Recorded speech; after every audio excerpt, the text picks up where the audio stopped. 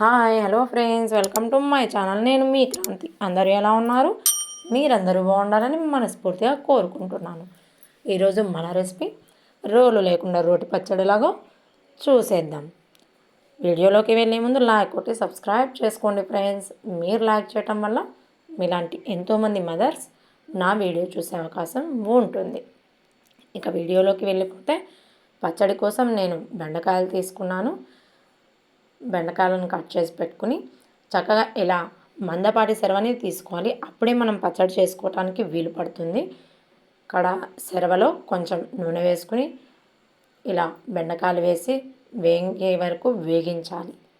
బెండకాయలు వేగితేనే మనం పచ్చడి చేసుకోవడానికి వీలుగా ఉంటుంది, లేదంటే కచ్చాపచ్చగా అవుతాయి, టేస్ట్ ఉండదు. బెండకాయలు మగ్గిపోయిన తర్వాత పచ్చిమిర్చిని కూడా యాడ్ చేసి అవి కూడా ఒక 2 నిమిషాలు మగ్గనివ్వాలి. పచ్చిమిర్చి కూడా మగ్గిపోయిన తర్వాత ఇలా టమాటోలు వేసుకుని మూత పెట్టేయాలి. ఒక 2 మినిట్స్ తర్వాత తీసి ఒకసారి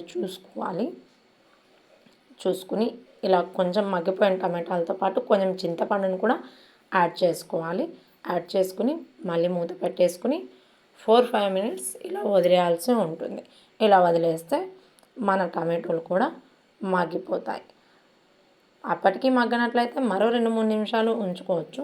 నా టమాటోలు అయితే మగ్గిపోయినట్లుగానే నాకు అనిపిస్తుంది. అందుకే ఇక గ్యాస్ కట్ చేసి చల్లారబెట్టుకుంటున్నాను. ఇలా చల్లగా అయిపోయిన తర్వాత ఇప్పుడు తీసుకుని అదే రోలు ఉంటే రోట్లో వేసుకుని దంచేసుకుంటామండి. నా దగ్గర రోల్ లేదు, అందుకోసమని ఇలా ట్రై చేశాను. అదేనండి మన ఆయుధం, పప్పు గుత్తి. ఏదైనా దీంతోనే కదా చాలా చాలా చేస్తూ ఉంటాం. నేను ఇలా కూడా వాడేశాను. 2 ఉల్లిగడ్డలు తీసుకుని ఇలా దంచుకోవాలి. తర్వాత మనకి ఇష్టం ఉన్నన్ని తెల్లవాయలు వేసుకుని వాటిని కూడా బాగా చితక్కొట్టేయటమే. ఇక ఏమీ లేదు. రోల్లో అంత మెత్తగా రావండి, కచ్చాపచ్చాగా వస్తాయి. కానీ మనం వేసుకున్న తెల్లగడ్డల వల్ల పచ్చడి చాలా టేస్ట్గా ఉంటుంది. ఖచ్చితంగా ట్రై చేసి చూడండి. ఇక పచ్చడి మొత్తాన్ని పప్పు రుబ్బినట్టు రుబ్బేసుకోవడమేనండి. ఉప్పు కూడా వేసుకోవాలి. వేసుకుని పప్పు ఎలా అయితే రుబ్బుతామో అలా చక్కగా రుబ్బేసుకుంటే మన బెండకాయ పచ్చడి టేస్టీగా రెడీ అయిపోయినట్లే. ఇక తాలింపు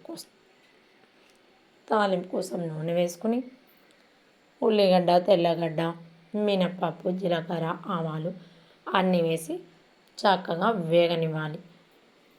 ఇవి వేగిపోయిన తర్వాత కరివేపాకును కూడా యాడ్ చేసి చీటపటలాడనిచ్చామంటే తాలింపు కూడా రెడీ. మనం ముందుగా నూరుకున్న పచ్చడిని ఇందులో వేసేస్తే మన వేడి బెండకాయ పచ్చడి రెడీ అయిపోయినట్లే. వేడి అన్నంలోకి తిని చూడండి, చాలా టేస్టీగా ఉంటుంది. ఈ వీడియో మీకు నచ్చినట్లయితే ఫ్యామిలీ అండ్ ఫ్రెండ్స్కి షేర్